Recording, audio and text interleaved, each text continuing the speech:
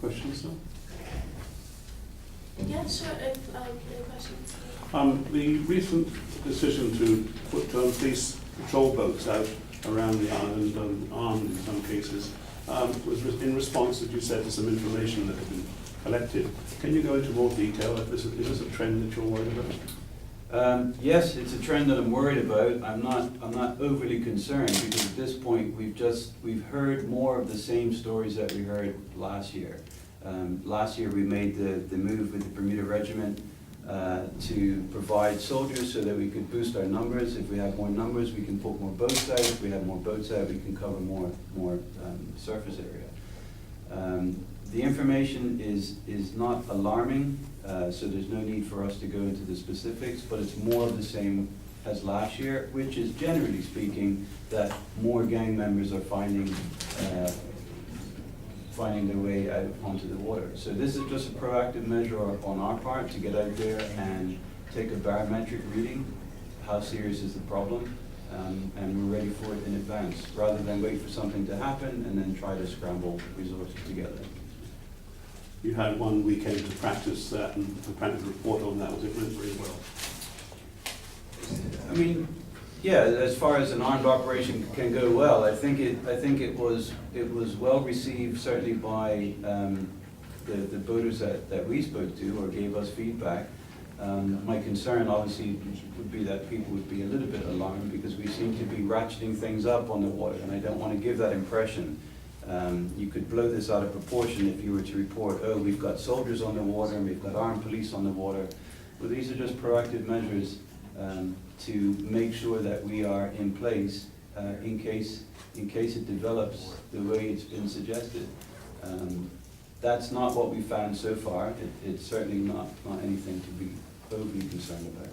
Do you agree with the comment that they're using these jet skis because they're taking them away from driving on the main roads? Well, I suppose there could be a thread of truth in that, you know, for one or two individual people. I wouldn't think that's the case. I think two things are happening here. People that engage in gang activity, they do actually have lives outside of that, and they will find themselves on the water just like everybody else in the summer. But I think the other problem is it's sometimes difficult to separate fact and fiction, and that's what we're really trying hard to do. We're getting lots and lots of reports, but the reports sometimes are embellished with more fear than fact. So when we actually go out, we find out, okay, yeah, there's some people out here. Yeah, one or two of them might have gang connections, but we're not talking about gang warfare on the water. Okay, Liz.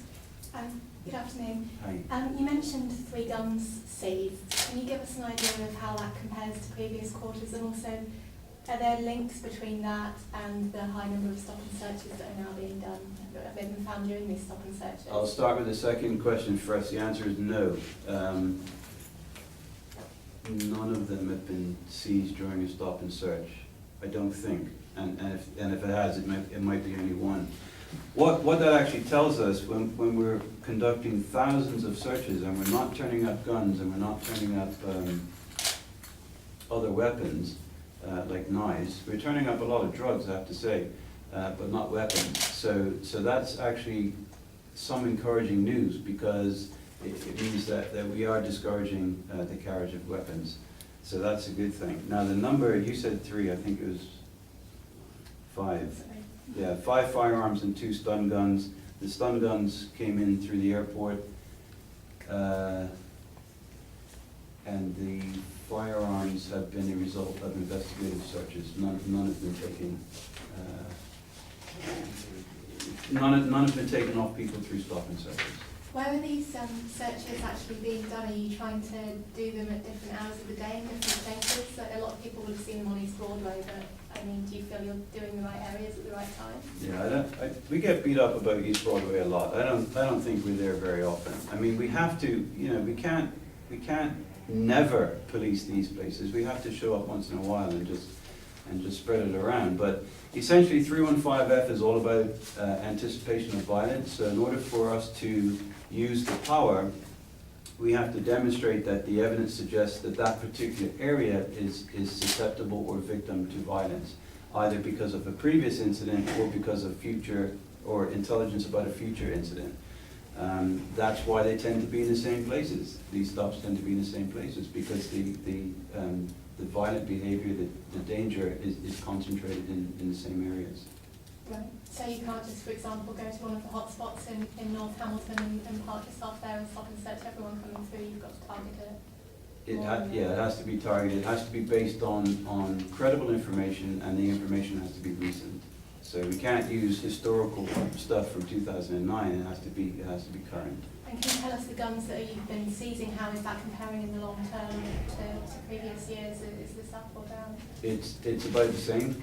It's about the same. We took about 10 pistols last year, and some other weapons as well, and we've found 5 so far this year. Okay, sure. Commissioner, yesterday police seized and reported $5 million worth of cocaine, heroin, cannabis, and 400 rounds of ammunition at a South Shore ward. Can I just qualify? We didn't report that. You may have Right, reported yes, that. of course. That's not what we reported. But go on. Any comment? You must be very pleased by the seizure.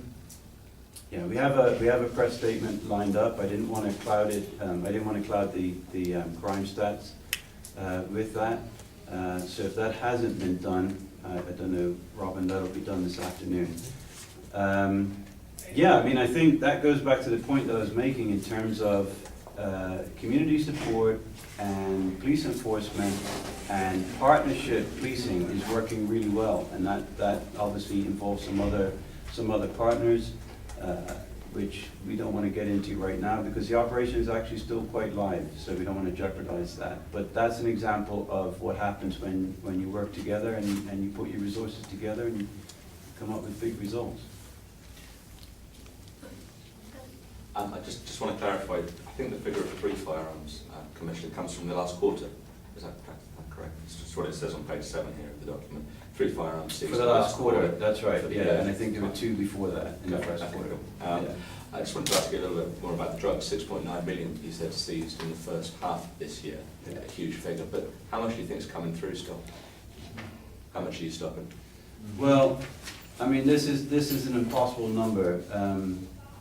The DEA have a formula, and we've sort of kind of used it, but they use it for mainland coastal interdiction, and when they apply the formula, it comes up to about 15%. So the Americans reckon that they stop about 15% of the drugs that come to their border. Could we apply that to Bermuda? I don't think so, because I think we're comparing apples and oranges. They're both fruit, but they're not quite the same. So it really is impossible to tell. The only way you could do that really is to go and do street buys, and you know, it would have to be a long, protracted exercise.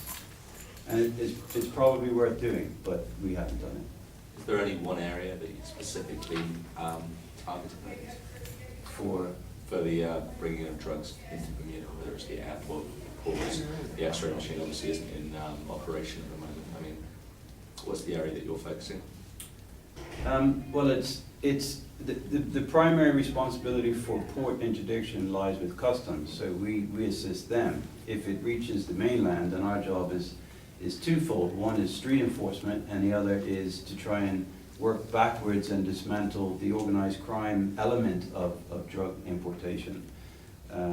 In terms of where it's focused wherever the intelligence leads us. You could argue it's also seasonal because we have cruise ships in the summer, but we don't have cruise ships in the winter, so it would stand to reason that there might be some targeting on the cruise ships.